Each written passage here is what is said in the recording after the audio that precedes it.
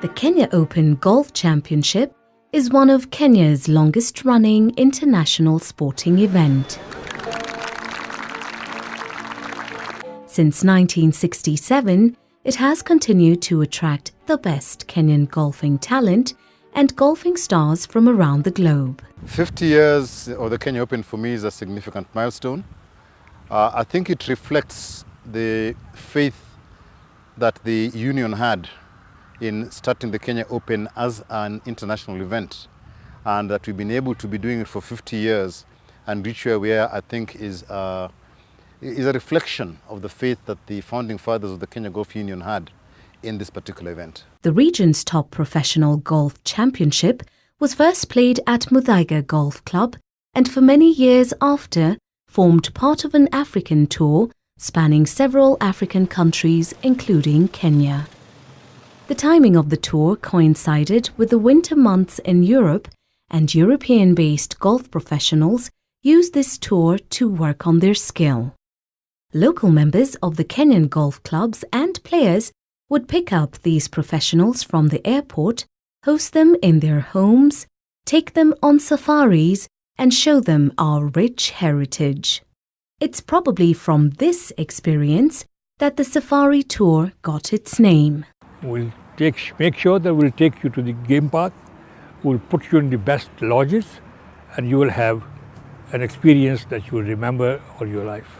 We took a little holiday in safari the week before. It was a wonderful time, and then of course to win the tournament. So it will always mean a lot in my heart. Yeah. The efforts of Duncan Degwa and others gave rise to a new crop of African players. Players like Mohamed Rajab, who won the first amateur Silver Salver in 1967, the legendary John Musheru, widely considered as Kenya's greatest amateur golfer of all time, winning in 1979, 1982, 1986, 1988 and 1989. Around 1968, together with friends, I started a group known as Tobogo Golf Club. The club raised interest among Africans in the game at a time when they were virtually excluded from joining existing clubs. With tact, I persuaded the established clubs to assimilate Africans as a natural symbol of independent Kenya. In the early 80s, Inder Talwar became the first local tournament director and Ngugi Kuna became the first chairperson of the newly formed Kenya Open Golf Limited, a body that was charged with the management of the Kenya Open. When I became chairman in 1988, there was already some discussion going on about the difficulties of a new chairman having to restart from scratch every year. So we eventually came to the conclusion that it would be in the best interest of the game if we formed a company owned 100% by the Kenya Golf Union, because the tournament belongs to the union. That company would then will have its own board of directors and would manage the Open in the interest of the game and for and on behalf of the shareholder of the Kenya Golf Union. So that was the idea that created the Kenya Open Golf Limited. The success and growth of the Kenya Open has been driven by corporate sponsorship through the last 50 years. If I remember rightly, the first prize for Peter Thompson in the first year was 30,000 shillings, and the prize fund was probably less than $1 million shillings in total, so you can see how much it's grown. We thought moving from 10 million to 12 million was a lot of money. Yeah, it's good to see the tournament grow. We were fortunate enough last year when our chief guest, the President of the Republic of Kenya, decided that he wants to put golf to another level. He has now confirmed that the government will give us 100 million this year, 50 million from the Minister of Sports, 50 million from the Minister of Tourism. The Kenya Open 2017 did an incredible performance. Even the winner of that cup, parents were born in Kenya. And we were excited. And we consulted with the president, and the president directed that the government will support this event because it brings values to the destination, to the country. Therefore, we as a lead agency of government plus the Ministry of Sports have committed $1 million as per the instructions by the president to support Kenya Open, and will continue partnering with Kenya Open for the next 5 years. Benson & Hedges was the first title sponsor from 1979 to 1983. This was followed by sponsorship from 555 between 1984 and 1990. Standard Chartered took over sponsorship of the Kenya Open from 1991 to 1996, and in 1997, Lonhro joined the prestigious list of title sponsors for the Kenya Open. In 2002, Samir was the title sponsor of the Kenya Open. 2003 marked the second time since 1976 that the Kenya Open would not be held due to lack of sponsorship. It was at this time that Richard Kimoli and Peter Kanyago were invited to lead the Kenya Open Golf Limited and breathe new life into the Kenya Open. If you look at when it began in 2003, we struggled just to raise sufficient money to pay the 3 million. But because of the foundation we laid and the commitment we had and our discussions with the Challenge Tour to reassure them it is not a once-off. Kenya Open was not played in 2003. So the golf fraternity got myself and Richard Kimori to see whether the Kenya Open can be held in Kenya. And there is now the time when Mwai Kibaki, the patron, became president of the Republic.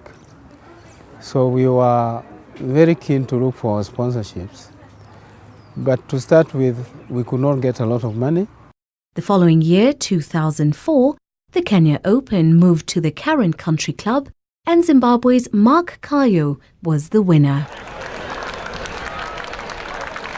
This year I plan to go to America, but now winning the Kenyan Open's changed things, and I'll be back on the Challenge Tour now this year. It's going to be a good year for me, I think. From 2005 to 2009, the Kimoli Kanyogo team secured Tusker as the title sponsors of the Kenya Open. This was the second time for Tusker as a title sponsor, with the first sponsorship running from 1998 to 2001. Tusker has been the title sponsor of the Kenya Open for a duration of 9 years. So Kenya Breweries has been a very good partner to Kenya Golf, particularly the Open. We've been supporting this event for the last 17 years. As a matter of fact, we started when it was called Safari Kenya Open, and then it moved on and became the Tusker Kenya Open, and we supported that for 10 years.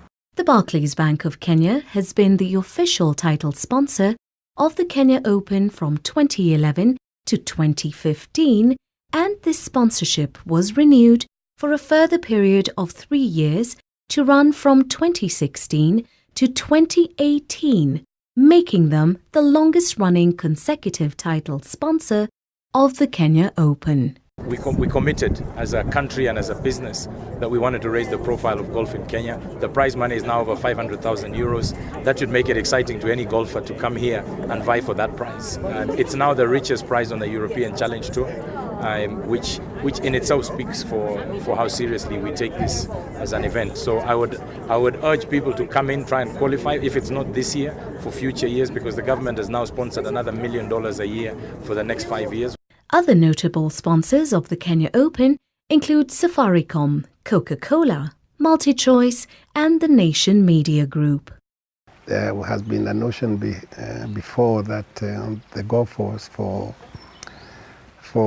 the rich and the privileged, and that is not true. And Nation Media Group, as a media company, we thought that one of the ways of ensuring that people know that anyone can play golf was to actually actively support it ourselves. Of course, we are very proud to be involved in this. We have been supporting now for a number of years.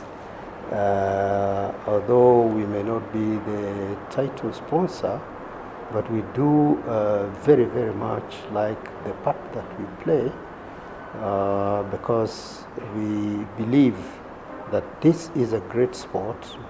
Golf is a great sport. And the Kenya Open is basically the climax of the golfing year for this country.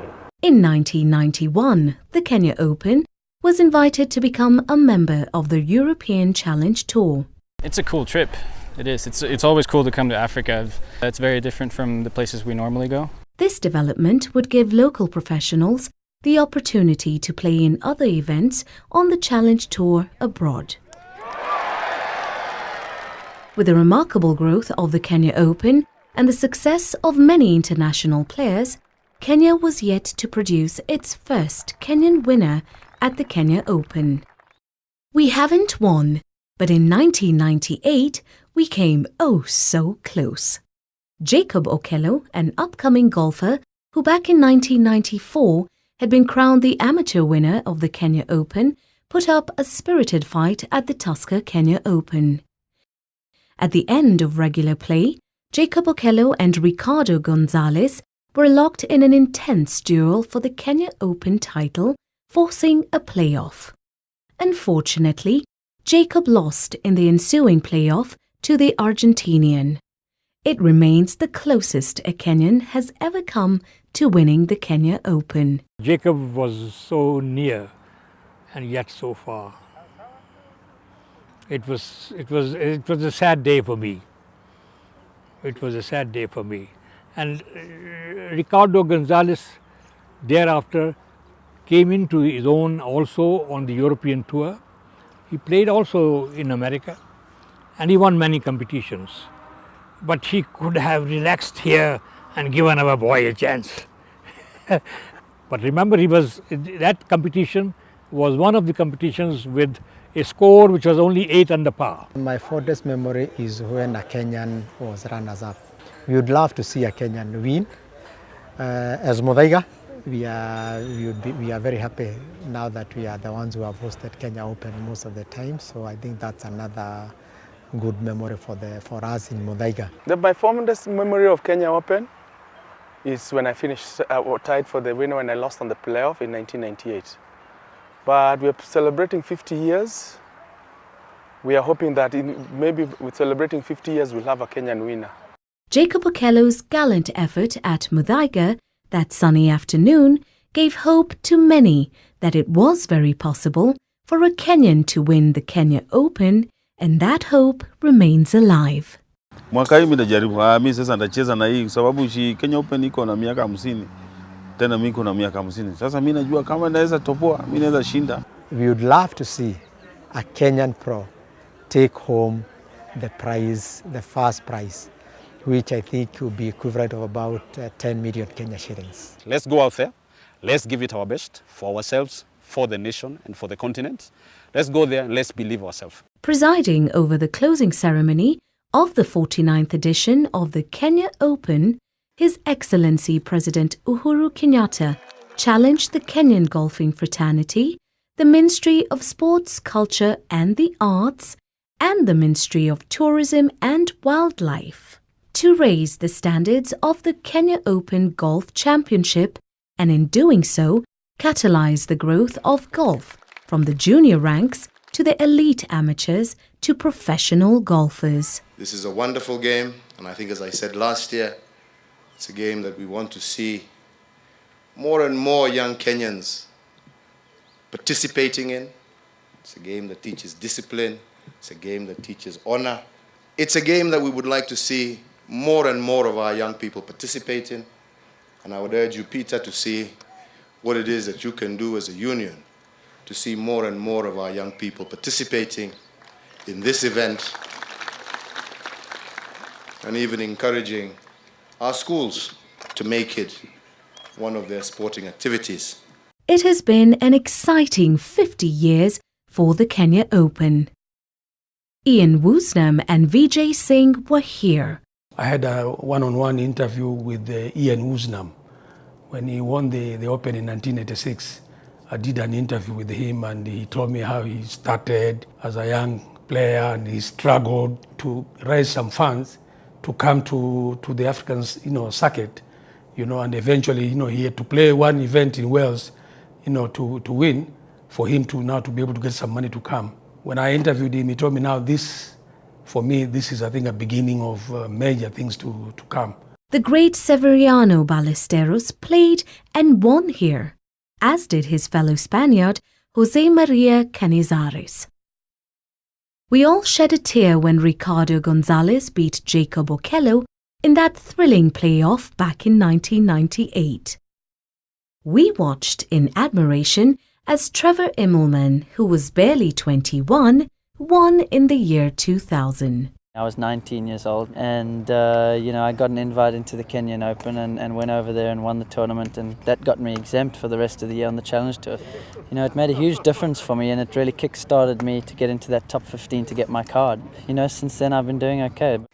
And who can forget how British player Aaron Rai thrilled his fans and especially his Kenyan-born mother, who rushed to embrace him on the final green after his last stroke with such emotion in 2017. It feels amazing to be Kenya Open champion. It wasn't something I expected, but it was an incredible week overall. Played very well for the 4 days, so very humbled and very blessed to be Kenyan Open champion. And there's more to see and still more to come. I feel that the Kenya Open has a fairly bright future, more particularly because we are now focusing on developing talent. And if we can have golf clubs in all the 47 counties, you can rest assured that in the next 15 to 20 years, we shall have some Kenyan talent out there, which could really come up and make sure that in the future Kenya will have many players qualifying, and we should increase our chances of winning the top prize. I think the Kenya Open is ready now to move to the next level. We've been at the top of the Challenge Tour. With the prize money now, we are at the top in terms of prize money as well. And the next stage for this event is primarily for it to now become a major international event, not on the Challenge Tour, but in its own right as an international Open. It has been a wonderful 50 years. And I think the next 50 years will be more exciting perhaps because we will have matured and have had the necessary experience to conduct this to a higher and greater level than ever before. Salute to the Kenya Open at 50.